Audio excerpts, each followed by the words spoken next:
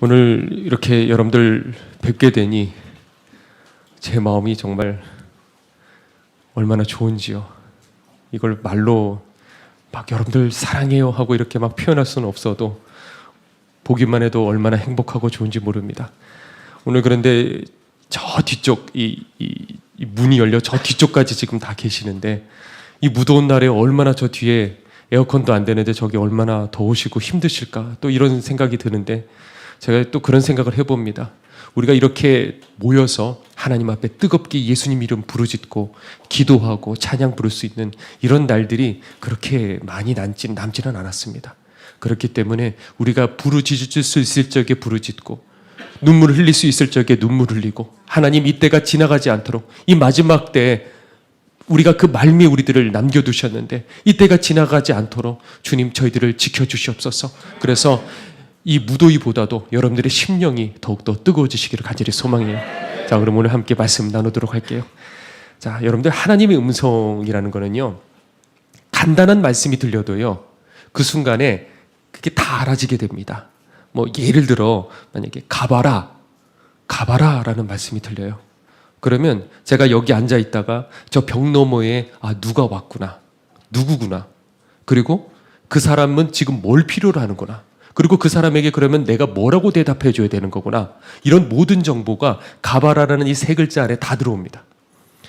예를 들어 목양실에 앉아 있는데 어느 날 온다, 만약에 이런 음성이 들리면 그러면 그게 다 알아져요. 어떤 사람들이 오는지, 그리고 그 사람들이 와서 뭐라고 질문할지, 그리고 나는 거기에 대해서 뭐라고 대답하면 이 사람들이 속 시원하게 되는지, 뭐 그 이상의 여러 가지 정보들이 한꺼번에 다 들어오는데 이런 일들을 처음 경험하게 되면 이게 정보들이 확 하고 쑥 하고 들어와요. 그래서 그쪽에는 충격을 받습니다. 자, 그런데 그러면서 드는 생각이 뭐냐면 심판대 앞에 서도 그렇겠다. 예전에 제가 이런 말씀이 있는데 사람이 무슨 무익한 말을 하든지 심판날에 이에 대해서 신문을 받으리라, 이런 말씀이 있어요. 아시죠? 자, 그런데 제가 학창 시절에 처음에 이 얘기를 듣고 이게 심판대 앞에 서 있는 게 지옥이다. 왜? 한 사람 무슨 말을 했는지 다 하나하나 지적을 하려면 그 사람을 심판 다 하려면 평생이 더 걸릴 거 아니에요. 하나하나 다 끄집어내려면. 그러니까 기다리고 서 있다가 언제 끝나? 이게 지옥이다. 근데 그렇지가 않아요. 한마디면 끝나는 거예요. 한마디는 주님께서 딱 한마디 하실 적에 그 순간에 난 누구고 그리고 내가 어디로 가야 될지, 그러니까 많은 것들을 말하지 않더라도 한순간에 알아지겠다라는 걸 알겠더라고요. 엘살바도르의 한 선교사님이 평생에 그렇게 사역을 하고 그리고 죽고 보니까 지병으로 심판대 앞에 서 있더래요. 주님께서 당연히 그 얘기를 하시는 거예요. 내가 너를 모른다. 그러니까 충격을 받아서 다급한 마음으로 주여, 저는 주님을 위해서 평생토록 여기까지 와가지고 충성을 다했습니다. 그런데 어떻게 저를 모른다고 하실 수 있겠습니까? 그랬더니 주님께서 하신 한마디 말씀이었어요. 너는 내 신부로 살아왔느냐? 라는 그 한마디. 너는 내 신부로 살아왔느냐는 그 한마디에 많은 말씀도 아니에요. 선교사님은 그동안에 자기가 어떻게 살아갔는지 다 보이는 거예요. 다 알아지는 거예요. 그러니까 그 앞에 서게 되면 내가 어떤 사람인지, 지금은 나는 하나님 앞에, 난 하나님의 자녀야, 난 목사야, 이렇게 가지고 있어도요, 딱 그 자리에 서게 됐을 적에 굳이 말이 필요가 없어요. 내가 누군지 알게 됩니다. 내가 어디로 가야 될지. 그러니까 선교사님이 애원을 했대요. 주여, 제게 기회를 주십시오. 그리고 정신을 차리고 보니까 죽다가 살아난 거예요. 그래서 선교도 다 내려놓고요, 그리고 귀국을 하셨대요. 그리고 인천의 어떤 큰 교회 앞에서 팻말을 들고 회개하셔야 됩니다. 우리 주님의 그리스도의 신부로 살아가셔야 됩니다. 다 의미가 없으니까. 그래서 그걸 들고 막 외쳤대요. 근데 예배를 다 마치고 교인들이 쫙 나오는데 다들 그냥 미친 사람 취급을 하더래요. 여러분들, 오늘 지금부터 제가 나누는 이 말씀들을 여러분들도 귀를 기울이시기를 바라요. 자, 1시간도 안 되는 설교 시간이에요. 여러분들이 일주일 동안에 살아오는데 계속해서 세상 가치관들이 원튼 원치 않든 주입당하고 있을 텐데 1시간도 되지 않는 이 말씀 시간 동안에 귀를 기울여 여러분들이 순종한다고 한다면 오늘 이 자리에 지옥 갈 사람이 천국으로 옮겨지게 될 줄로 믿습니다. 정말 그 일은 일어나는 거예요. 자, 히브리서 12장 14절에 이런 말씀이 있습니다. 모든 사람으로 더불어 화평함과 거룩함을 조치라. 무엇을 조치라고요? 화평함과 거룩함을 조치라. 이것 없이는 아무도 주를 보지 못하리라 그랬어요. 자, 여러분은 그러면 거룩하십니까? 우리가 본질상 진노의 자식인데 우리가 어떻게 거룩하다고 입에 담을 수가 있겠습니까? 자, 그래서 우리는 거룩이라는, 내가 거룩합니다 이런 단어를 스스로 쓸 수가 없고, 우리는 그래서 경건이라는 단어가 나오는 거예요, 성경에. 자, 경건이 뭐냐 하면 거룩해지고자 하는 그 열망을 가지고 자신의 욕망과 그리고 내 행동을 제어하고 절제하는, 그게 바로 경건이라는 거예요. 이해가 되셨나요? 자, 그런데 우리가 흔히 이렇게 외국에 갔을 적에 보면 외국 사람들이 마늘 냄새 나요. 들어보셨어요, 혹시? 마늘 냄새 난다는 거야. 자, 그런데 그게 속설이 아니고 사실이라는 거예요. 왜냐하면 우리 한국인들은 전 세계에 독보적으로 마늘 섭취량이 제일 많대요.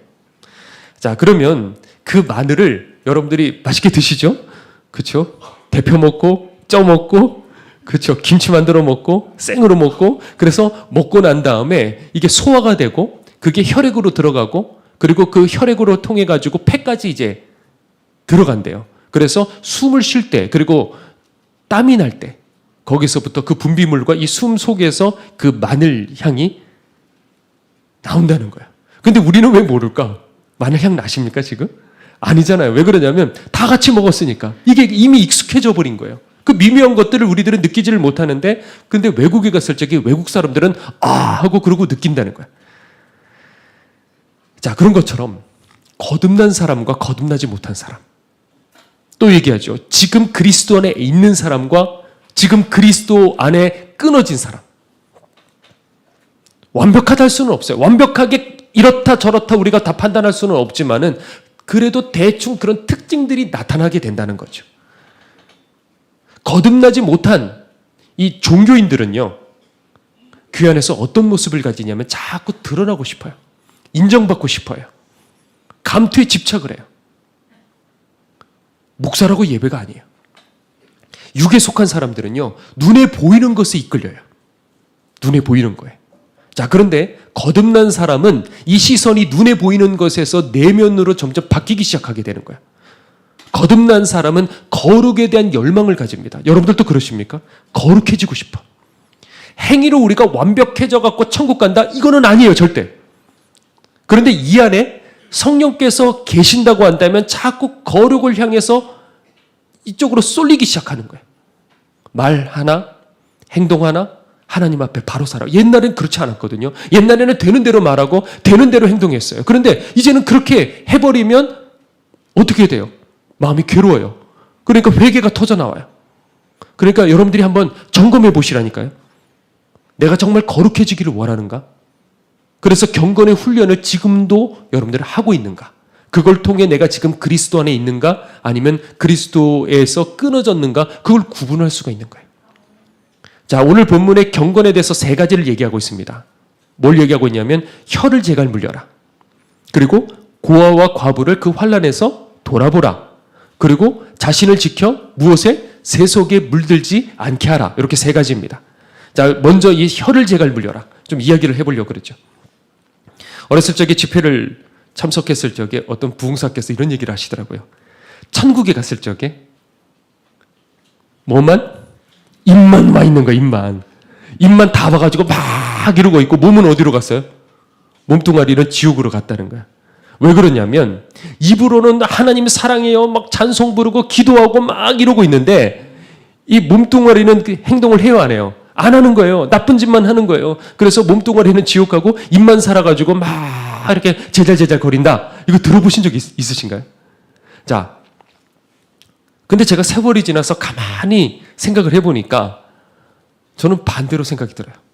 입술이 가장 먼저 지옥 가는구나. 입술이. 왜냐하면 이 야고보가 지금 혀를 제갈 물려라 그랬어요. 그러면서 뭐라고 그러냐면 자기 마음을 속인다 그랬어요. 혀를 제갈 물려라. 자기 마음을 속인다. 뭘 속이는 거냐? 자기 혀를 제갈 물리지 않고서는 절대로 경건할 수가 없는데 함부로 말하면서 스스로 경건한 사람이라고 자기 자신을 속인다는 거예요. 자, 왜 속냐? 왜 속냐면 행동으로 나가는 것보다 말로 저지르는 죄가 쉬워요, 어려워요? 쉽잖아요. 그러니까 쉬운 만큼 그 지은 죄에 대해서 죄책감을 더 느낄까요? 덜 느낄까요? 덜 느끼게 되겠죠. 그래서 내가 얼마나 잘못됐는지 모르는 거예요. 쉽게 죄를 저지르니까 죄책감이 덜하고 내가 어떤 잘못을 저지르는지 모르는 거예요. 그래서 혀는 경건의 지표라고 할 수가 있는 거예요.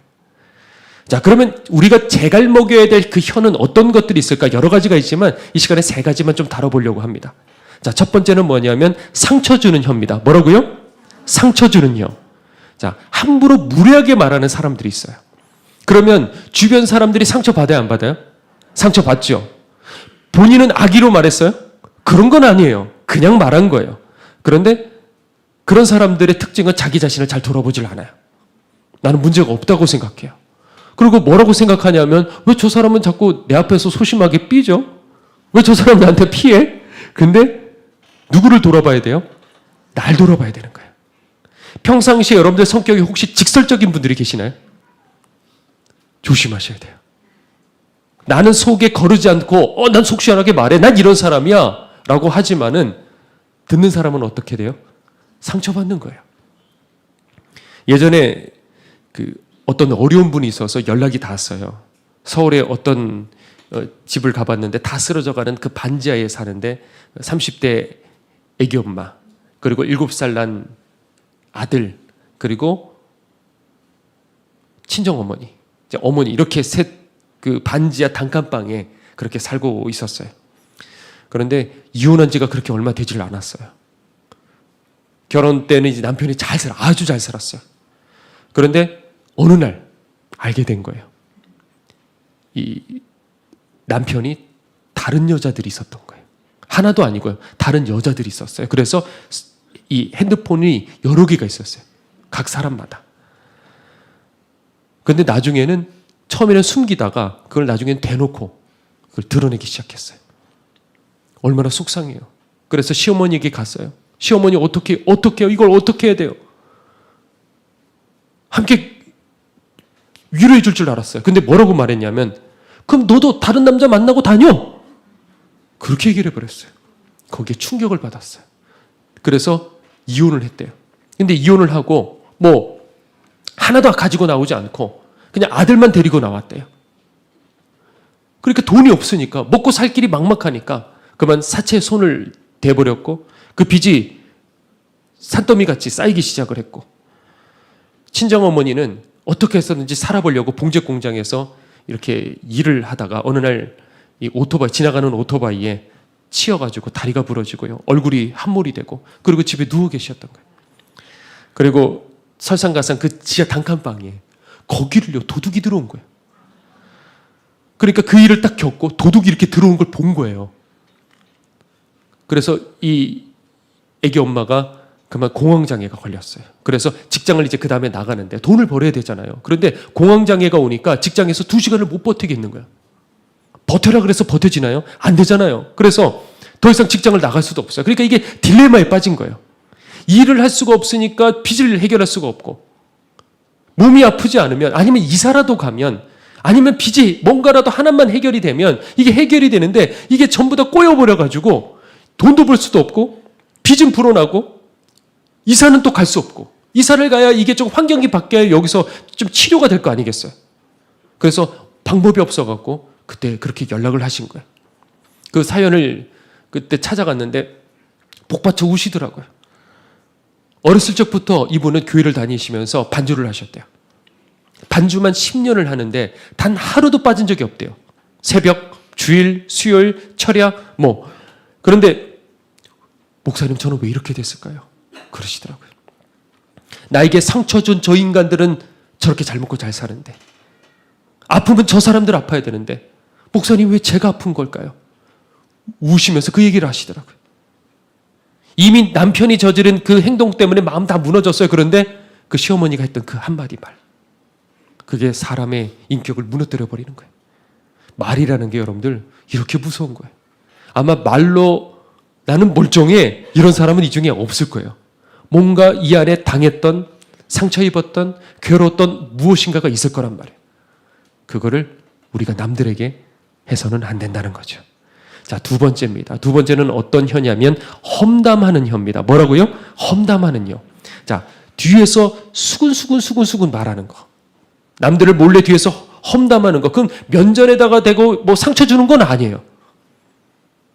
그러니까 이런 게 참 조심해야 되죠. 대놓고 하지는 않는데 뒤에서 하는 거. 그게 문제는 뭐냐면 전염병과 같이 다른 사람들에게 쉽게 옮겨버려요. 처음에는 그 곁에 앉아 있다가 아무렇지도 않다가 그 사이에 끼어서 그 얘기를 듣다가 보니까 거기에 나도 물들어 버리는 거예요.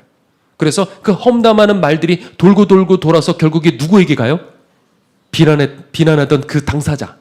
그 당사자의 귀에 들어가는 거예요. 아마 이런 일들을 겪으신 분들도 있을 거예요.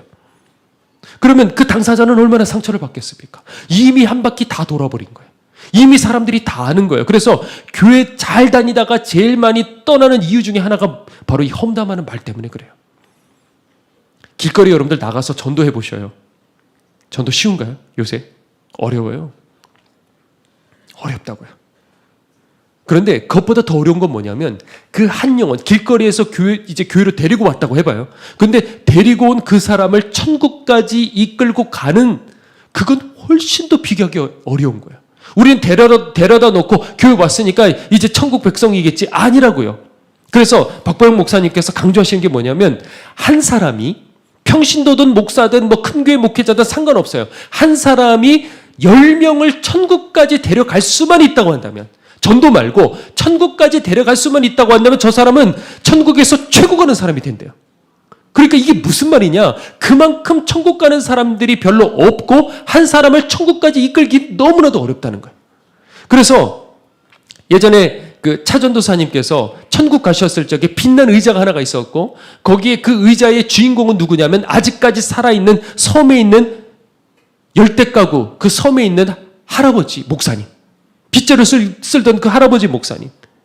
그런데 왜 우리나라의 기라성 같은 목사님들, 부흥사들, 큰 교회 목사님들 계신데 왜 저 할아버지냐 했을 적에 예전에 그 방주교회 보면 옛날 그 리모델링 하기 전에 그 강대상 뒤쪽에 목양실이 있었어요. 그때 계신 분들 계시나요? 뒤에 목양실이 있어갖고 이쪽에 문을 열고 뒤로 이렇게 들어가서 예전에 목사님께 여쭤봤어요. 천국에서 최고 된다는데. 그래서 궁금해서 여쭤봤는데 두 가지인 거예요. 왜 그 할아버지가 거기 앉았을까? 천국에서 최고 되는 게 뭘까? 그건 뭐냐면 할아버지는 그들을 열대가구 되는 그 가정들을 위해서 자신의 인생을 다 바쳤어요. 또 하나 그들을 전부 다 천국으로 이끌었대요. 이 두 가지라 그러시더라고요. 자, 그런데 그렇게 어려운 거예요. 큰 교회 목사님도 이루지 못한 거를 그 할아버지 목사님은 열대가구 되는 그 가족들을 전부 다 천국으로 이끌었대요. 자기를 희생해서. 자, 그런데 그렇게 어려운 건데 말로 상처 주면 순식간에 한 사람의 믿음을 잃게 만드는 거예요. 그래서 말을 조심해야 되는 거예요. 내 입에서 이미 말이 나가면 그거는 이미 내 거가 아니에요. 그러니까 아무리 입이 근질근질해도 이거를 닫아버리는 훈련들을 계속 하셔야 되는 거예요. 그런 자리에 여러분들이 있다. 그러면 그냥 조용히 나가십시오. 조용히 나가십시오. 그러면 그 사람들도 느끼는 바가 있을 거예요. 아, 말하면 안 되는구나. 느끼는 바가 있을 거예요. 나도 있다 보면 나도 모르게 그 누룩이 퍼져요. 그러니까 버려지는 길로 여러분들 절대 가지 말라는 거예요. 자, 세 번째입니다. 세 번째는 뭐냐면 비판하는 혀. 뭐라고요? 비판하는 혀. 잘 기억하셔야 돼요. 자, 로마서 2장은요. 유대인들에 대한 하나님의 심판을 말씀하셔요. 내내 좋은 얘기가 없어요. 막 지적하는 그 얘기들이 나와요. 자, 그런데 가장 먼저 가장 강조되는 그게 바로 비판이에요. 자, 로마서 2장 1절에 제가 한번 읽어볼게요. 그러므로 남을 판단하는 사람아, 누구를 막론하고 내가 핑계치 못할 것은 남을 판단하는 것으로 내가 너를 정죄함이니 판단하는 너가 같은 일을 행함이라 그랬습니다. 자, 그리고 그다음 이제 본문 여기 4절에 제가 읽어드리자면 네가 하나님의 심판을 피할 줄을 생각하느냐? 이렇게 돼 있어요. 그러니까 아직 거듭나지 못한 종교인, 이 유대인들과 같이 신앙생활을 하는데 하나님을 믿긴 믿는데 그런데 거듭나지 못한 이 종교인이 가진 가장 악한 특성이 뭐냐 하면 비판하는 거예요. 비판하는 거. 자, 이 구약에 보면 이 고라라는 사람이 나와요. 고라 뭐라 고라? 죄송해요.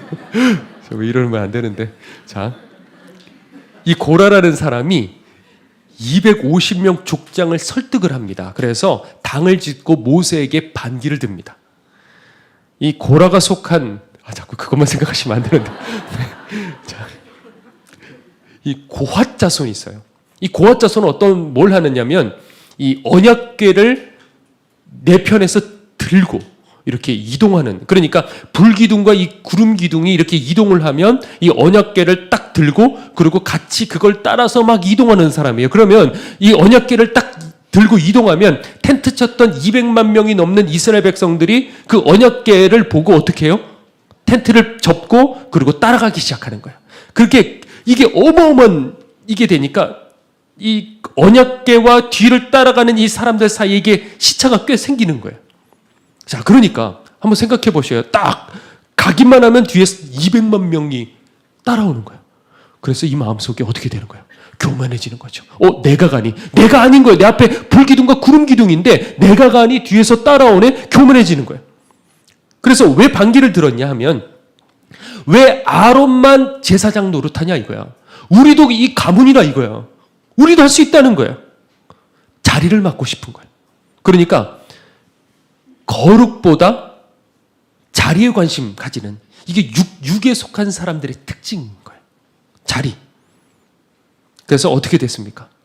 반기를 들고 막 모세 앞에 했던 그 사람들이 앞에서 땅이 갈라지죠. 거기서 그 사람들이 다 떨어져 죽습니다. 자, 그걸 여러분들이 봤다고 해봐요.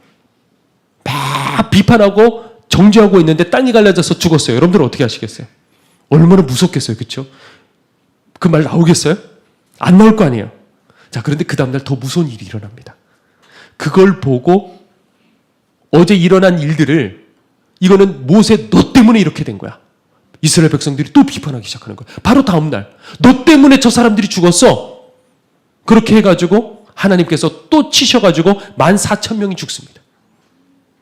그제서야 진정이 되는 거예요. 이게 사람의 본성이에요. 한 성도님이 계셨어요. 이분도 영적으로 민감한 분이신 거예요. 그래서 예수님을 처음 우상 숭배하다가 예수님을 처음 믿고 난 다음에 자꾸 영적으로 민감하니까 교회 와서 예배를 드리는데 마귀가 보이는 거예요. 그래서 괴롭힘을, 영적으로 공격을 당하고 괴롭힘을 당하니까 더 예수님 붙들고 기도하기 시작을 했어요. 그래서 어느 날 주일이 되어가지고 미리 이제 와가지고 이제 기도를 하고 있는데, 그런데 이 강대상에서요 마귀가 보이더래요. 그리고 강대상에서 걸어 내려가서 이 성도님이 뒤통수를 쳐버리더래요. 얼마나 무섭겠습니까? 막 그렇게 기도를 했대요, 그날도. 그런데 그날 사건이 터졌대요. 예배 시간에요, 한 교인이 의자를 두고 강대상에 있는 목사님에게 그걸 던져버렸어요. 이게 말이나 됩니까? 비상식적이잖아요. 아무리 모르겠어요. 목사님이 무슨 잘못을 했는지 우리는 모르겠지만, 그런데 예배 시간에 그것도 의자를 강대상에 던지는 건 이거 상식적인 게 아니에요. 그렇죠? 그런데 이게 붙들리면요, 그게 옳다고 생각을 하는 거예요. 자, 사람들이 왜 비판을 하느냐? 왜냐하면 비판하는, 내가 이거 비판하는 게 나쁘다고 생각하면 비판하겠습니까? 아니에요. 나쁘다고 생각하지 않고 이게 옳으니까 이 말을 해야 된다고 생각하는 거예요. 그럼 모든 비판이 다 잘못된 거냐? 아니요, 그런 건 아니에요. 예를 들어 지금 그 사도 바울이 유대인에 대해서 얘기를 했잖아요. 그것도 어떻게 따지고 보면 비판인 거예요. 물론 성령께 붙들려 하나님의 심판을 전한 거지만 어쨌든 간에 비판이죠. 그래서 뒤에서 이제 누군가를 비판하고 불평하고 이런 사람들이 어떤 심리를 가지고 있냐? 뭐 다른 사람 생각할 거 없어요. 나를 생각하면 되는 거예요. 내가 교회를 지키는 거야. 내가 저 사람을 돕기 위해서 이 말을 해줘야 돼. 이런 생각을 가지고 있기 때문에 비판을 하는 거예요. 그 뭐예요 다? 자기의예요. 이게 이론적으로는 옳을 수가 있어요. 자, 그런데 그게 다 옳을까, 그 방식이? 예를 들어 분내는 것도 그렇죠. 만약에 죄송해요, 남편이 아내한테 막 뭐라고 그러는 거야. 그러면 참고 있다가 그 다음에 어떤 생각이 들어요? 내가 요 한마디만 해줘야지. 그렇죠? 요 한마디만 해줘야지. 왜? 그 순간에 막 생각이 드는 거예요. 예수님께서도 그 장사치들 앞에, 성전 앞에 장사치들한테 어떻게 해요? 그냥 상으로 엎어버리지 않겠어요? 그러니까 예수님께서도 분을 내셨어. 그러니까 이거 나도 말해줘야 돼. 남편한테 이 말은 꼭 해줘야 돼. 이런 생각 들지 않아요? 그렇죠. 꼭 그러면 또 지나가고 나면 예수님께서 상 엎으셔서 이것만 또 생각하시면 안 돼요. 그러니까 내가 내는 분은 어떤 분이에요? 의분이라고 생각하는 거야. 의로운 분이다. 그러고 난 다음에 분 내고 한마디 딱 해버리면 깔끔하십니까? 아니잖아요. 다 경험 있으시잖아요. 기분이 깔끔하지 않아요. 죄책감이 찾아와요. 그리고 일이 틀어져 버려요. 내가 왜 미쳤지? 내가 왜 그 말을 왜 했지? 자, 그런데 비판도 마찬가지예요. 그 순간엔 내가 헷갈리는 거예요. 내가 저 사람에게 꼭 이 말을 해줘야 될 것 같아. 근데 사단에게 붙들린 가능성이 높다는 거예요. 어떨 때 건전한 비판이 될 수 있냐? 어떨 때 건전한 비판이냐면 쌍방 간의 관계가 형성돼 있고 그리고 상대방이 들을 자세를 가지고 있고 그걸 원하는 거예요. 나한테 좀 얘기를 해줘. 원해요. 원한다고 다 될까요? 자, 아닐 수도 있어요. 그리고 나도 진심으로 상대방을 사랑하는 마음을 가지고 조심스럽게 서로 간에 그것이 합의가 됐을 적에 조심스럽게 말하는, 그래서 상대방이 그것을 잘 받아들인다고 한다면 그거는 건전한 비판이 될 수 있어요. 그런데 그렇지 않으면요, 여러분들 보시기에 아무리 그게 옳다고 생각해도요, 입을 닫아버려야 돼요. 아멘? 꼭 닫아버리시고, 제가 말한 이걸 꼭 실천하셔야 돼요. 반대로 생각하면 되는 거예요. 여러분이 지금 들을 자세가 안 돼 있어요. 그런데 누군가가 여러분들에게 신랄한 비판을 했어요. 자, 그러면 기분이 좋을까요? 그 사람 말이 옳아요. 기분 좋아요?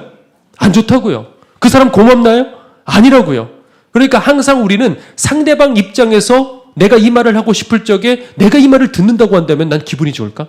이렇게 생각하시면 되는 거예요. 그러면 뭐 해야 되느냐? 그분을 위해서 뒤에서 중보하면 되는 거예요. 중보하면 돼요. 어느 날 하나님께서 만약에 이분에 대해서 알려주셨어요. 그럼 제가 말할까요? 말 안 해요. 그냥 기도하면 되는 거예요. 말한다고 처음에는 말하면 되는 줄 알았어요. 안 되더라고요. 아니구나. 이게 아니라는 걸 알았어요. 그러니까 그냥 위에서 기도해 주시면 되는 거예요. 아멘? 자, 그러니까 우리가 지금까지 이 혀에 대한 이 훈련 얘기를 했는데 이걸 계속 훈련을 해야 돼요. 예전에 아무리 주님 뜨겁게 만나도 이 입술부터 경건의 훈련을 하지 않으면 결국에는 그 사람은 망할 수밖에 없다는 거예요. 그래서 우리는 세월이 지나면 지날수록 더욱더 경건한 사람이 돼야 되는 거예요. 자, 그러면 이 시간에 계속해서 오늘 이 본문을 좀 더 뜯어보기를 원하는데 다 뜯어버려야 돼요.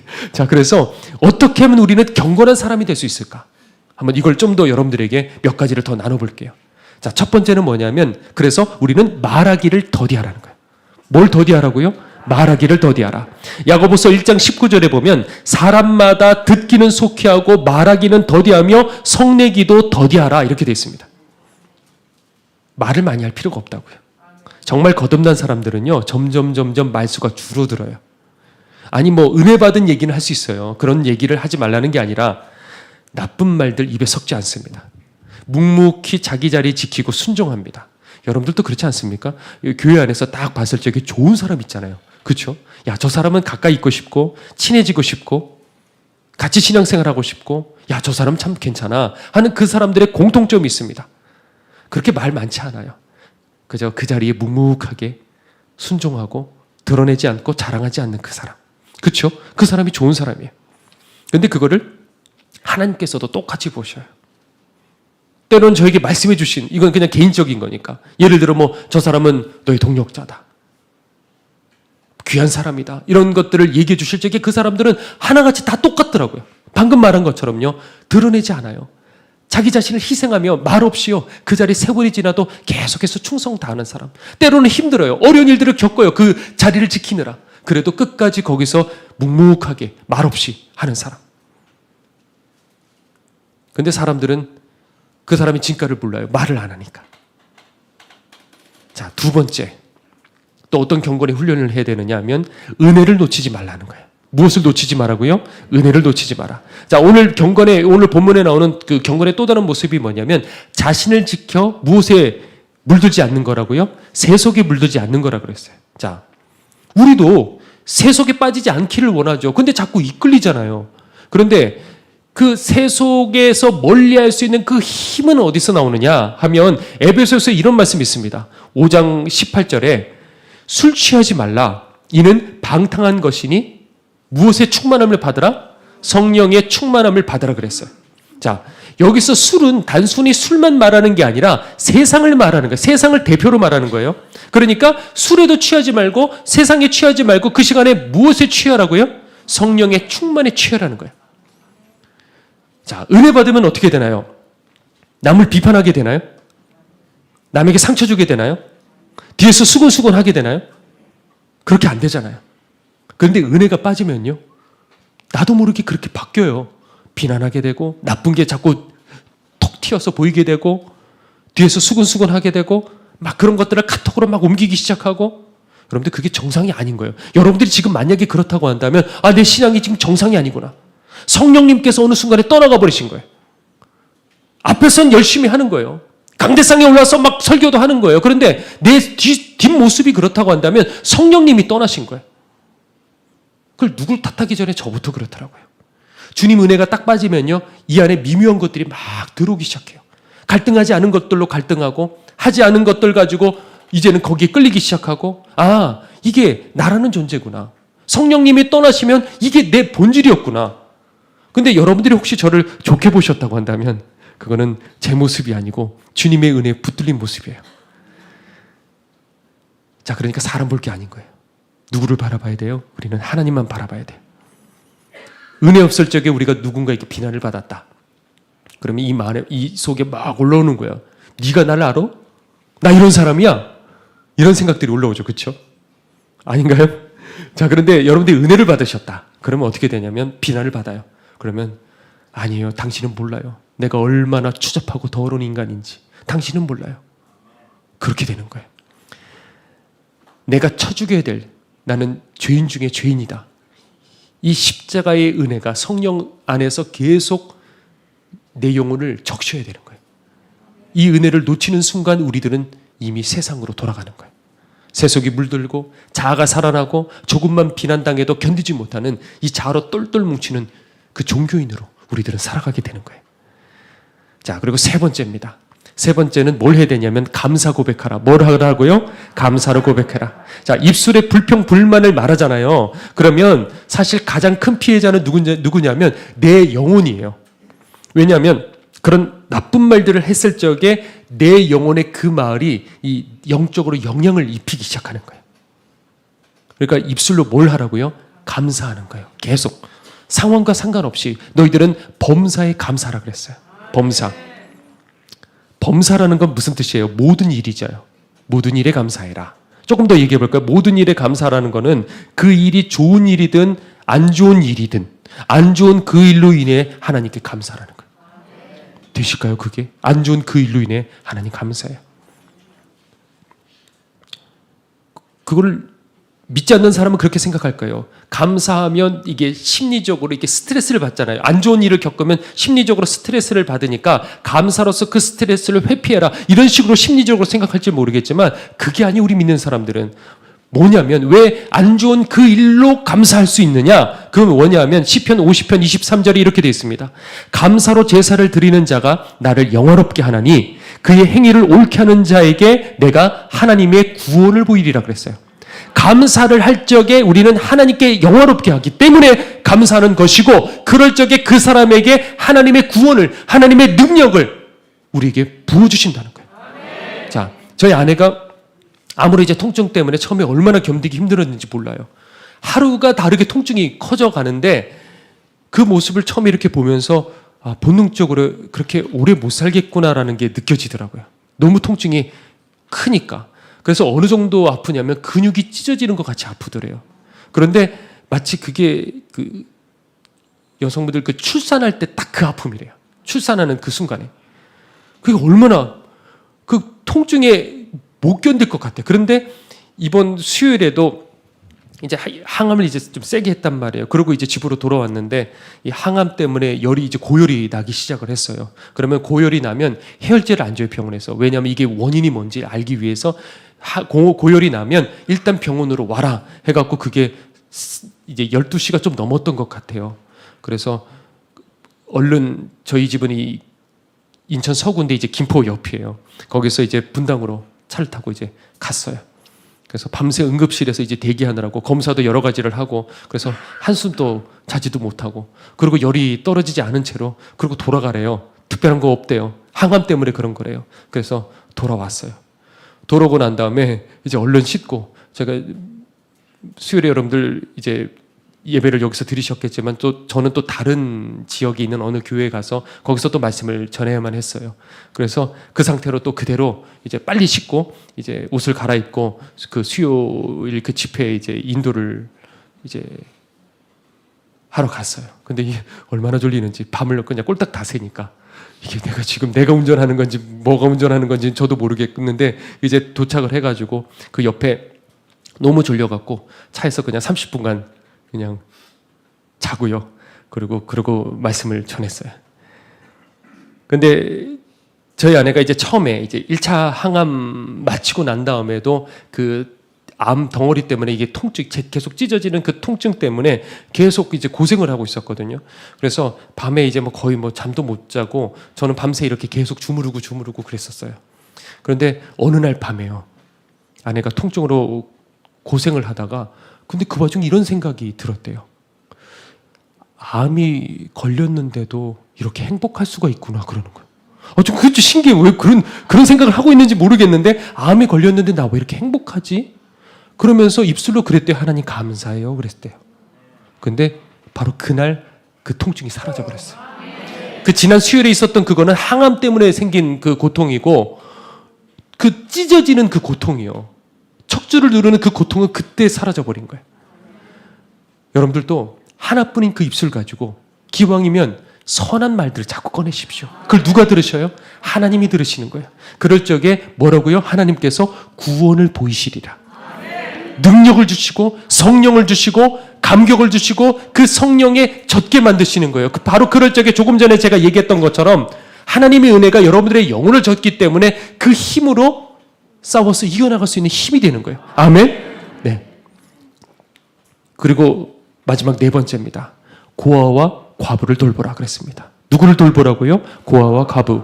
그러니까 이게 참 특이한 부분인데, 경건 그랬을 적에 우리는 보통 나를 돌아보는 어떤 정적인 것 같잖아요. 그렇죠? 회개하고 죄와 싸우고 이런 정적인 것 같은데, 이 경건은 오히려 이 고아와 과부, 그러니까 다시 말해서 힘없는 사람들을 그 환난에서 돌보는 이것이 하나님 보시기에 경건이다 그런 거예요.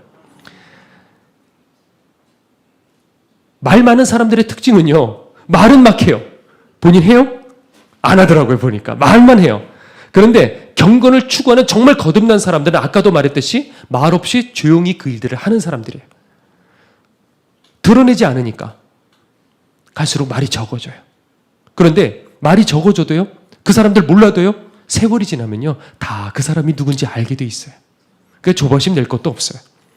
제가 한 가지 얘기하고 오늘 말씀 마치죠. 이번 금요일이었는데 밤에 갑자기 어떤 생각이 들더라고요. 그래서 아까 그 영상에 나왔던 그 천안의 그 교회 찾아가야겠다는 생각이 강하게 드는데, 그 밤에 제가 연락할 수도 없고, 저희 같은 감리교니까 이게 그 주소록을 보면 다 나와 있어요. 그래서 그 밤에 연락할 수도 없고, 그 다음날 어제 아침이 되어서 제가 전화를 했어요. 목사님, 저 한번 인사드리러 가봐도 되나요? 해가지고 그냥 다짜고짜, 전 상황도 자세히 모르는데 그냥 갔어요. 그냥. 아까 영상 저도 이걸 나중에 봐서 그렇지 저도 무슨 상황인지 모르고 그냥 가야겠다는 마음이 강하게 들어서 그냥 갔어요. 근데 갔는데 너무 잘 간 거예요. 기가 막힌 그런 상황이었어요. 목사님은 예전에 큰 교통사고를 당한 거예요. 그래서 5년간 병원에서 나와보지도 못하고 병원에서 5년간 살았대요. 그리고 그 사고로 목사님을 봤는데 이 엄지손가락이 한쪽으로 이렇게 틀어져 있어요. 이렇게. 이게 안 펴져요. 원래대로 이렇게 안 움직여요. 근데 감사돼요. 왜 감사하냐면 이렇게 이렇게 손을 모으면 기도하는 손이 된대요. 그래서 감사되는 거예요. 그리고 그 상태로 이제 병원에서 치료를 받고 나왔는데, 그 사이에 아내는 이단에 빠져서 목사님을 버리고 떠나가 버렸어요. 그리고 그 상태로 피부암에 걸렸어요. 그래서 몇 년째 항암으로 고생을 하고 계셔요. 엎친 데 덮친 격으로 아까 들으신 것처럼 교회는 또 경매에 그렇게 들어갔어요. 그러니까 욥이 생각이 자꾸 나더라고요. 욥이 생각나는 거예요.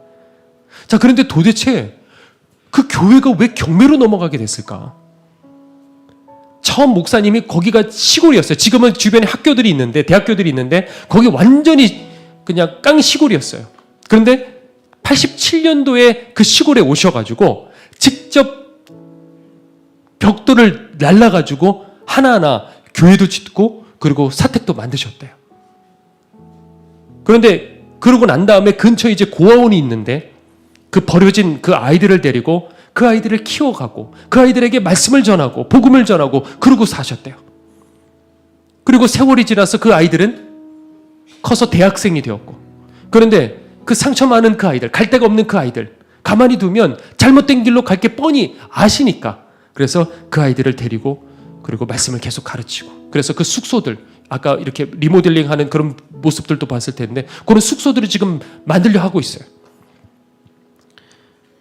그런데 어떤 여자애는요, 그렇게 해가지고 졸업을 하고 어디 이렇게 찾아가 보면요, 듣고 이렇게 찾아가 보면 술집에 미니스커트 입고요, 그리고 술을 따르고 그러면 하루에 30만 원을 받는데요. 근데 바깥에 나가서 그냥 알바를 하면 그분의 그거의 10분의 1도 못 받는 거예요. 그러니까 그거 하겠습니까? 그냥 한번 이거를 딱 경험을 하니까 그 술 파는 그 일에 거기 가서 그 일을 하고 있는 거예요. 얼마나 안타까워요. 근데 어느 날 보니까 이 아이가 사라져 버렸어요. 수소문을 해갖고 찾고 보니까 어디 저 멀리 외딴 섬에 가가지고 거기서 또 술 파는 일을 하고 있는 거예요. 근데 그 아이를 가자 하고 데리고 나오려고 하니까 못 나온다는 거예요. 이미 너무 엮여 있어요. 빚이 너무 많은 거예요. 뭐에 쓰고 뭐에 걸려 있고 뭐 그렇게 해서 그 얼마냐 그랬더니 7천만 원이라는 거예요. 그리고 그거를 이 가난한 목사님이 뭘 가지고 있겠습니까? 그래서 교회를 담보로 해가지고 그 빚을 해가지고 그 아이를 데리고 오고, 어느 날 보니까 이 아이가 사라졌어. 그 아이 데리고 오려고 또 수천만 원을 쓰고 그러다가 보니까 다 써버린 거예요.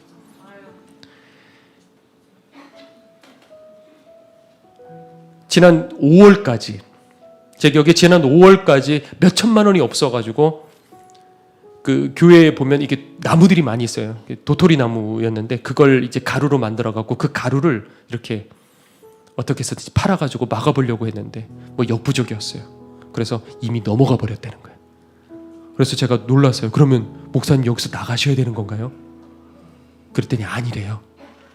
경매에서 어떤 한 사람이 이제 그 땅을 산 거예요. 그리고 그 교회를 다 이제 허물고 그리고 빌라를 만들려고 이 설계 도면까지 이제 다 만들었어요. 그렇게 준비를 다 했는데 어느 날 밤에 잠을 자다가 꿈을 꿨어요. 근데 예전에 돌아가신 할머니가 나타나는데 그 할머니는 독실한 권사님이셨대요. 근데 꿈에 나타나서 뭐라 그러시냐면 그 교회에서 십자가를 내리면 절대 안 돼 그러시는 거예요. 십자가 내리면 절대 안 돼. 그런데 그 다음날 자도 똑같은 얘기가 나. 그 다음날 자도 할머니가 나타나셔서 똑같은 얘기를 며칠째 계속 그 얘기가 나오더래요. 그래서 이 교회를 무너뜨리고 내가 빌라 짓다가는 내가 망하겠다. 그렇게 생각이 나서 일단 목사님에게 넘겨버렸대요. 그리고 근데 문제는 그냥 준 거는 아니고 그 큰 돈을 또 갚아야 될 그 상황이 된 거예요. 이걸 어쩌지 그러는데 박 목사님이 호련히 나타나신 거예요. 박 목사님은 어떻게 하시고 또 나타나셨는지 모르겠어요. 저도 이게 이해가 안 돼요. 갔더니 저와 제 사모를 너무 잘하는 거예요. 기도하고 있다는 거예요.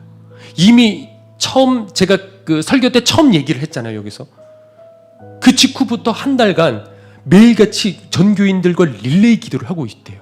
그래서 강대상에 이렇게 앞에 이렇게 그 기도하는 자리가 있으시고 거기에 이렇게 종이를 하나씩 이렇게 보여주시는데 보니까 목사님, 원로 목사님 그리고 성도들, 청년들까지 쫙 다 해가지고 매일 24시간 30분씩 돌아가면서요. 몇 시부터 몇 시까지는 누구, 몇 시부터 몇 시까지는 누구 해갖고 24시간 릴리 기도 명단이 있는 거예요. 그걸 보여주시더라고요. 그리고 주일 예배 시간이 되면요, 설교 후에 10분간 통성으로 기도한대요. 저희 사무 위에서만. 좀 너무 죄송하기도 하고. 그런데 목사님이 거기서 끝나지 않고요, 이거는 비밀인데 그러시는 거예요. 그랬더니 강대상으로 가시더라고요. 그리고 강대상 위에서 종이 한 장을 이렇게 꺼내서 보여주시더라고요. 근데 거기 딱 보니까 뭐라고 적혀있냐면 김나현 41세 이렇게 적혀있어요. 이건 제가 적은 게 아니고 지난번에 박보영 목사님 오셔서 이거를 적으셨대요. 내 딸 이름이라고. 박소양 해야 되는데 김나현이에요. 자, 그런데 이름을 직접 이제 적어주시고 내 소원이 하나가 있다. 꼭 이 김나연 사모를 위해서 중보를 해달라. 그렇게 간곡하셨대요. 그래서 그걸로 인해서 릴레이 기도를 하셨는데 김나연 사모가 어떻게 생겼는지 저희는 몰라요.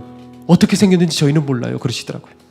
그래서 매일같이 눈물로 기도를 하시는데 왜냐하면 이분도 피부암으로 걸리셨기 때문에 그 고통이 뭔지 그 절망이 뭔지 죽음의 두려움이 뭔지 그걸 아시기 때문에 눈물로 기도하게 된다 그러시더라고요.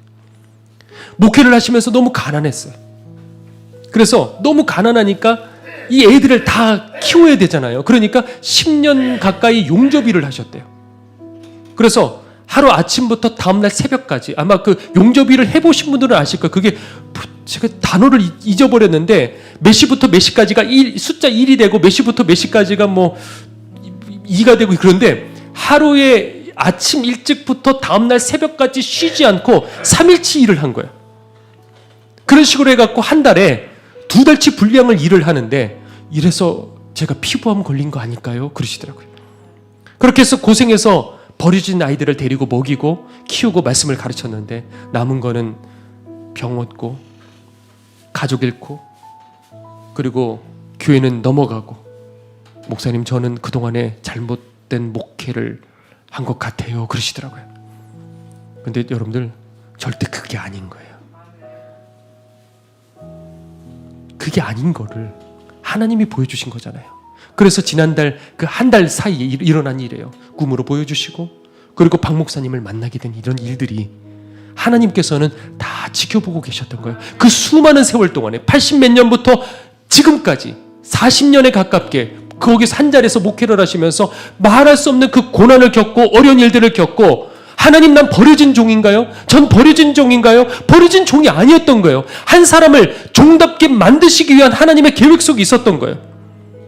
사도 바울 그렇지 않습니까? 은사를 가지고 있었어요. 능력을 가지고 있었어요. 그래서 다른 사람들을 고치는 거예요. 그 은사를 가지고. 근데 정작 자기 몸 고쳤어요? 못 고쳤다고요. 말년에 누구도 찾지 못하는 비참한 인생으로 끝났어요.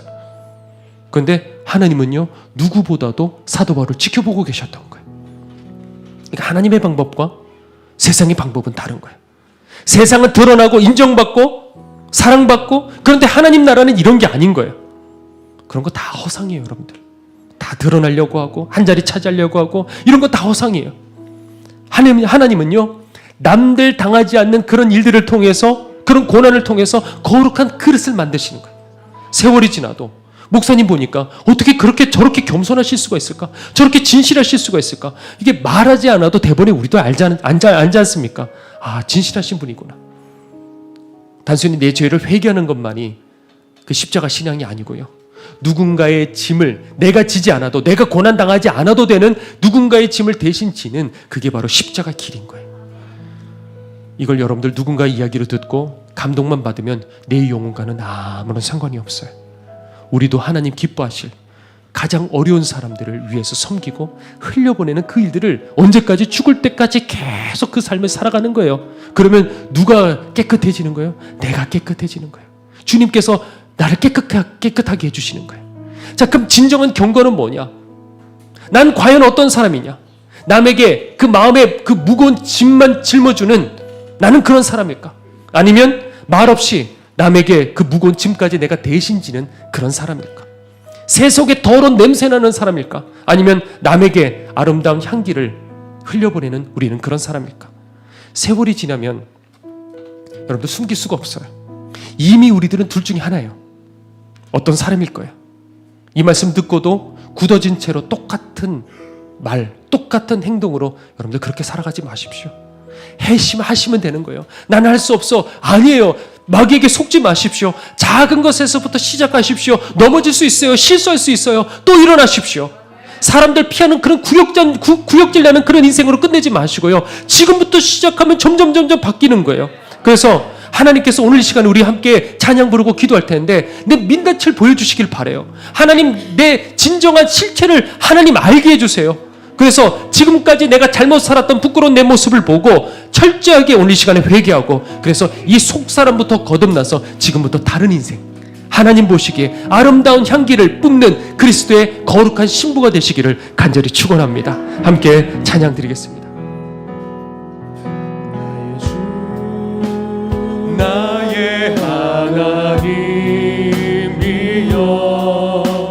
주를 경배합니다.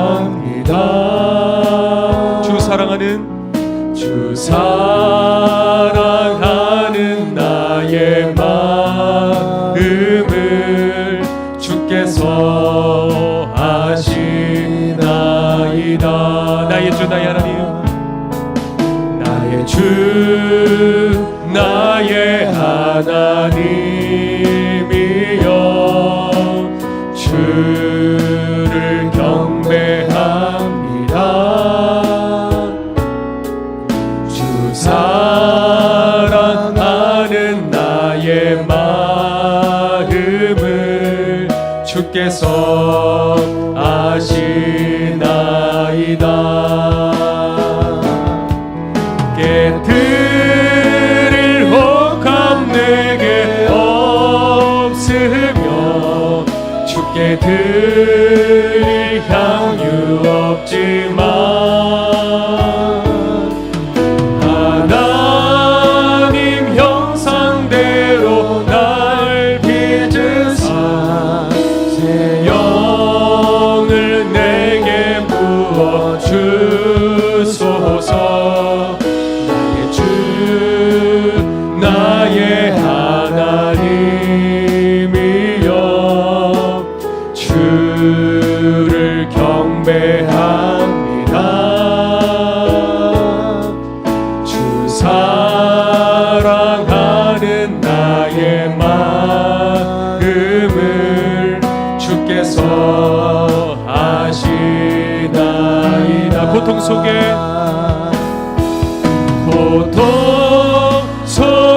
방황하는 내 마음 주께로 갈 수 없지만 저항할 수 없는 은혜로 주님의 길을, 우리 두 손 들고 함께 찬양하겠습니다. 깨트릴 옥합, 깨트릴 혹함 내게 없으며 주께 드릴 향유 없지만 하나님 형상대로 날 빚으사 새 영을 내게 부어주. 나의 주, 나의 주, 나의 하나님이여, 주를 경배합니다. 주 사랑하는 나의 마음을 주께서, 우리 시간에 함께 기도하길 원합니다. 하나님, 내 모든 것을 다 쏟아서 주님을 사랑하기를 원합니다. 하나님, 내 뜻대로 되지 않는 이 죄악 속에 물들은 이 몸을 주님 앞에 올려드리오니 오늘 시간 당신의 보혈로 우리들을 씻겨주시고 우리들의 입술과 우리들의 심령이 이 시간에 속사람이 거듭날 수 있도록 주여 역사여 주시옵소서. 우리 시간에 주여 한번 외치고 함께 통성으로 기도하도록 하겠습니다. 주여,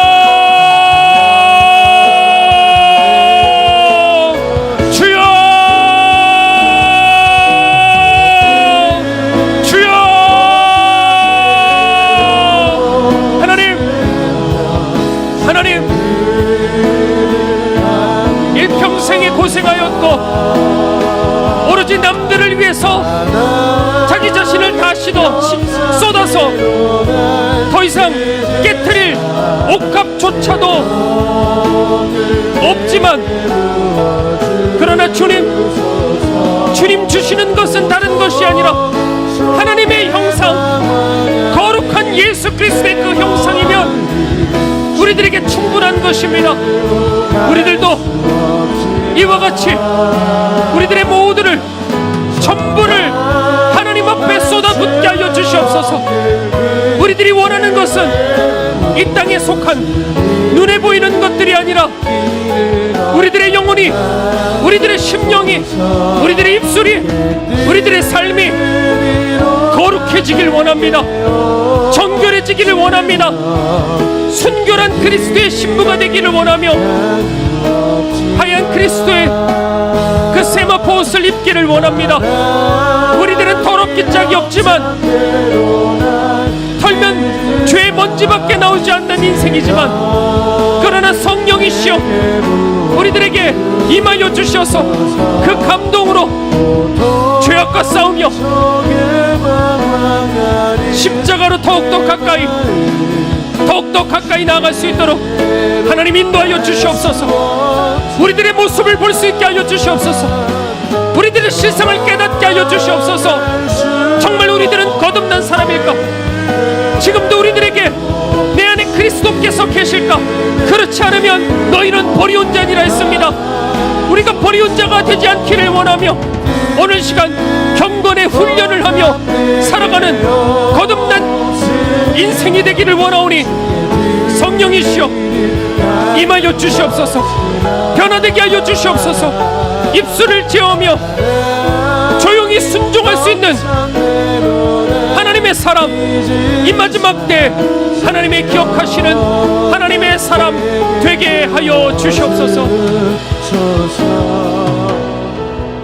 하나님, 평생에 버려진 아이들을 위해 자기를 희생하고 자신의 모든 것들을 던져 다 잃어버리고 더 이상 하나님 앞에 드릴 옷값조차도 없는 그 인생이었지만, 그러나 그 인생이 버려진 인생이 된 것이 아니라 오히려 하나님 지켜보시는 하나님의 형상으로 만들어 가시는 그 과정 속에 있었음을 오늘 말씀을 통해 저희들 깨달았습니다. 우리들도 그렇게 살게 하소서. 더 이상 나를 위해서 움켜쥐고 쌓아가면 우리들의 영혼은 썩을 수밖에 없습니다. 더러운 것들을 내 입술로, 내 행동으로 내뿜을 수밖에 없습니다. 그러나 우리들이 섬기고 누군가를 위해서 눈물을 흘리고 대신 희생하고 그리고 흘려보낸다고 한다면 그것을 통해서 우리들이 고난을 겪고 때로는 어려움을 겪는다 할지라도 하나님 앞에 더 이상 드릴 게 없는, 깨트려 드릴 것이 없을 정도의 하나님의 형상으로 만드시는 우리들의 하나님의 계획 속에 있을 줄 믿습니다. 더 이상 드릴 것 없어도 아버지, 우리들로 하여금 예수 그리스도의 그 아름다운 세마포 옷을 입는 마지막 때에 거듭난 주의 신부들이 되게 하여 주시옵소서. 어쩔 줄을 몰라 죄악에 허덕이며 죄책감에 시달리는 영혼들이 이 자리에 있습니까? 주님, 오늘 시간 그 십자가 보혈로 우리들에게 다가와 주셔서 그 보혈로 머리끝부터 발끝까지 씻겨주시고 오늘 다시 한번 일어나 그 경건의 훈련을 작은 것에서부터, 입술에서부터 싸우며 나아갈 수 있는 믿음의 용사들이 반드시 되게 하여 주시옵소서. 오늘 시간 하나님 앞에 우리들의 귀한 예물을 하나님 아름다운 것을 흘려보내기 위하여 올려드리오니 주님 기억하여 주셔서 하나님, 저렇게 무너져가는 교회, 그리고 병든 영혼들, 죽어있는 영혼들 하나님 그대로 쏟아 흘려지기를 원하오니 주님의 손길이 되게 하시고 주님의 눈물이 되게 하여 주시고 주님의 핏자국이 되게 하여 주셔서 그 핏자국이 떨어지는 곳마다 살아나며 회복될 수 있도록 주님 반드시 기억하여 주시옵소서. 그러나 오늘 이 가운데 눈물 흘리며 고통하고 아파하는 지체들이 있습니다. 육신적인 고통과 경제적인 어려움과 마음의 아픔으로 상처 입어 어쩔 줄을 몰라 아버지 쓰러져 있는 영혼들이 있다고 한다면 오늘 시간 나사렛 예수 그리스도 이름의 능력으로 치유하여 주시고 회복시켜 주시옵소서. 지금은 우리를 위하여 십자가에 달려 돌아가신 예수 그리스도의 은혜와 하나님의 크신 사랑과 성령님의 함께 하심이 오직 거룩하기를 원하는 주의 모든 백성들 머리 위에 지금부터 영원토록 함께 하옵시기를 간절히 축원하옵나이다. 아멘.